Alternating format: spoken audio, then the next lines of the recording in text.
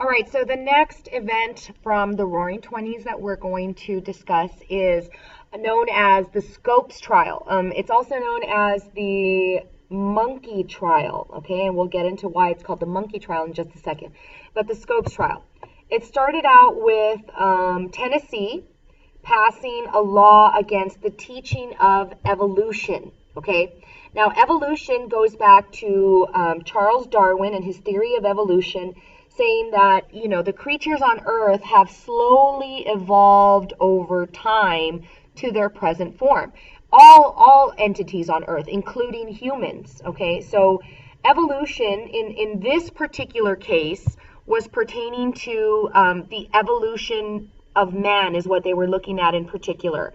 Now, Tennessee is a very religious state, okay? So they're going to not agree with evolution. What they believe in is called creationism, okay? The word is creationism. And creationism is the belief that humans are, or you know, that life was created by God in 7 days, and that humans were created by God through Adam and Eve, etc.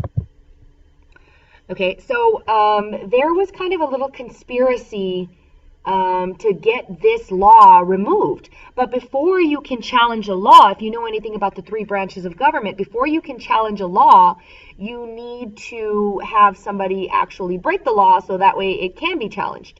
And so it was set up that this guy, this teacher, John Scopes, would purposely teach evolution in his classroom. And so he did that. And he was arrested for teaching evolution in his Tennessee classroom.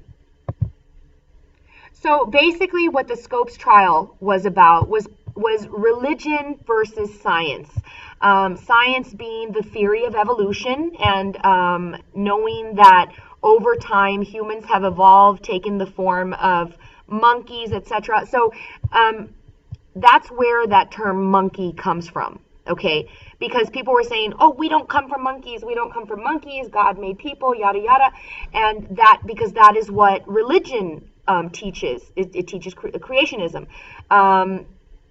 So it's fundamentalism versus theory as well. Now, fundamentals, if you think about the word fundamentals, you're talking about the basics of something. And so the basics of the Bible teach that God created the world in 7 days, and that's just how it happened. Now, theory, on the other hand, goes hand in hand with science and with evolution. Okay, these three go hand in hand. All right. Now, the court case. William Jennings Bryan defended the state of Tennessee. Now, if you remember, we have seen William Jennings Bryan's in the past. We saw him when he wrote that Cross of Gold speech, and if you remember the political cartoon of him, and he was holding the Bible, and he had, you know, the crown of thorns on, etc., because William Jennings Bryan was a very religious man. And so he defended the state on the side of creationism. He defended creationism. On the other end of the trial was the defense attorney for the teacher, John Scopes.